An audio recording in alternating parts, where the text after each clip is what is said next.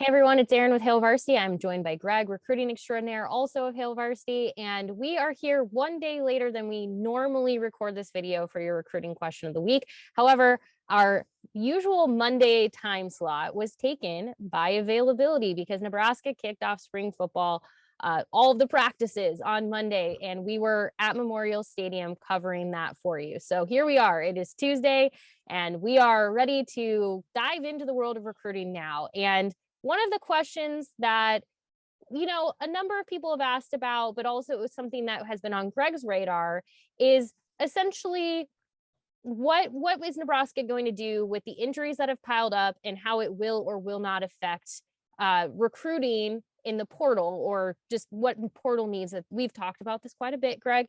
The portal needs for Nebraska, all of the injuries. Too much is going on in my head right now, because here is what Coach Scott Frost said on Monday about this. He said he did not bring his list with him, so he did not have the full extensive list of players who were injured or unavailable through spring. But a few he did mention. Travis Vokalek will not be back until summer. Luke Reimer will also be unavailable until the summer. Casey Rogers will miss most of spring. Likely seems like he won't be back until summer, but that's still to be determined. And like I said, he didn't give a ton else because, well, he didn't bring his full list. But we know that that's not it, and that is going to affect how Nebraska looks at its portal needs heading into spring, summer, and beyond. Greg, what are your thoughts on all of this? Yeah, I think that the two of the ones that he didn't mention in that specific quote, but he did actually kind of throw them in earlier when talking about the offensive line, were two important offensive linemen for Nebraska's chances in 2022, Teddy Prohaska and Turner Corcoran, two projected starters that will also miss spring football, right? And so when you look at and just kind of thinking about this with Nebraska's needs, and like you mentioned, we've talked about this a lot about the transfer portal and its impact and all of these players that Nebraska has brought in, but at the same time, they're not done bringing in those players. Frost said, I think it was back in his February press conference from the traditional signing day, that they were still looking to add a big guy or two, right? So someone along the offensive or defensive line. And as you start to have injuries start to take its toll on the offensive and defensive line for Nebraska, even before spring really kicks off, that really will, I think, impact what happens going forward with Nebraska and their portal needs, because it's very difficult for you to, as a coach, to evaluate what you're going to need in the transfer portal at those positions if you have multiple players at those positions out, right? It's just not fair to the group as a whole to be able to try and figure it out. So I think that that's going to have a really big impact moving forward on trying to figure out kind of the puzzle pieces with both offensive and defensive line. It's even harder. It's hard to, I think the offensive line is the harder of the two to figure out, because you also, oh, by the way, have to find a center in all of this too. But there's a lot of moving pieces that won't be determined by the end of the spring practices. The centerpiece is actually really interesting too, because I know that's one thing that Nebraska fans have been wondering, is who replaces Cam Jurgens at that center spot. And as of right now, on the offensive line, Frost said on Monday that he felt both of Nebraska's transfers to the offensive line room could play both guard or tackle. And as for the center spot, they feel they have a number of options to work through this spring, but they've got a lot to look at. And so, like you said, it's important, because if a player isn't healthy and they're not able to necessarily look at them, that might change what they think they do or do not need when it comes to the portal. This spring's going to be really interesting. Nebraska has competition at a number of spots, obviously. I'm not stirring anything up, everyone, but there is a quarterback competition, depending on who you talk to. It depends. Frost was not with the ones on Monday, so that's important to note. He was working with the younger players. Mark Whipple was a little bit more direct. Casey Thompson took the first snap of the day.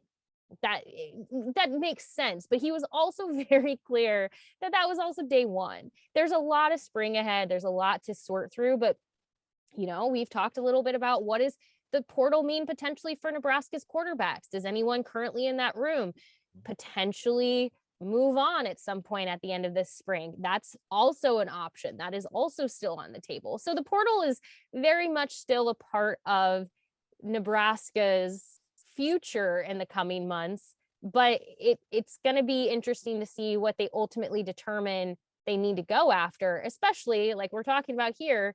If an injury is keeping someone from showing maybe what they're capable of or anything, what does that mean at the end of the day?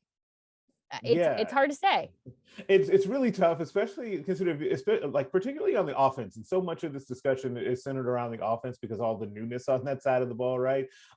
Really, wide receiver and quarterback are the two positions where basically everyone is here that you expect to contribute or at least compete for starting jobs, right? And so while that's good for those positions, that also means that you could be looking at additional attrition after the spring at those positions, right? Once those things start to get settled. So everything is just is kind of always in transition, right? In this era of college football, it just kind of is what it is.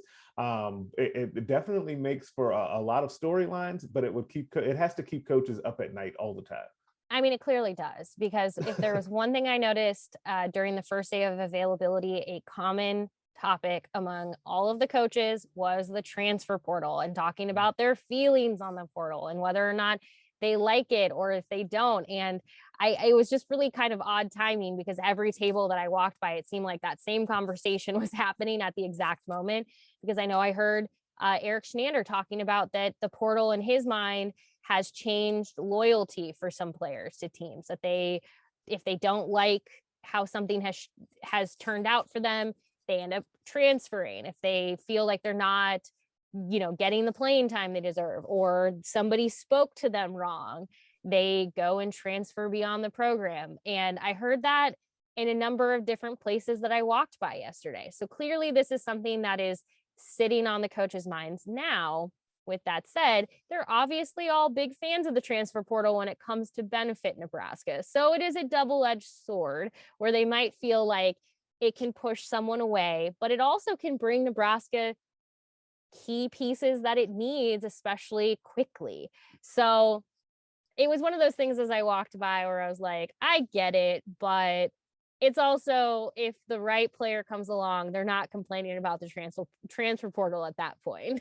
Yeah, absolutely. And I think that's definitely the approach that most of the coaches seem to be taking, because they can't avoid that part of it, because basically every position took a player from the transfer portal. I talked to Travis Fisher during his time yesterday, and he was kind of raving about the portal and the ability to be able to grab players and get them into the program to flip his room, because he said he likes to have a competitive room. He didn't bring guys in to be anyone's backup, which is going to make for some interesting conversations in that defensive back room this spring. Yeah, it's going to be definitely make for something to watch. And we will have all of it at hailvarsity.com, and we'll keep having these conversations here. Now, I will just say, if you're somebody who is used to the Monday video, it's probably going to take a little bit of spring football is probably going to throw a wrench here and there. Likely the next video will be on Tuesday as well, the next recruiting question of the week, because Monday we have availability once again, but the week after spring break, and then we'll see. You might get a video on Monday, you might get it on Tuesday. We'll surprise you. It'll be so exciting. But we would love to hear from you. Feel free to keep having this conversation, ask questions in the comment section of this video. You can also tweet at Greg Smith HV, or at Hail Varsity, and we're happy to talk further about this, the transfer portal, spring football, whatever you want. Greg and Steve actually will have another video for you later in the week on Nebraska football. So you're welcome to send them questions as well, specifically about football. And there's plenty to talk about with spring football starting. So send them their way. And again, we will be back next week. We'll just keep surprising you through spring football when you get these videos. It'll be like, is it Monday? Is it Tuesday? You don't know. Or you could just look at the schedule for spring football and then it'll tell you. That'll give you a good clue. It'll give you a good clue. But thank you as always, Greg, for your time. We will be back, like I said, next week. Until then, thank you.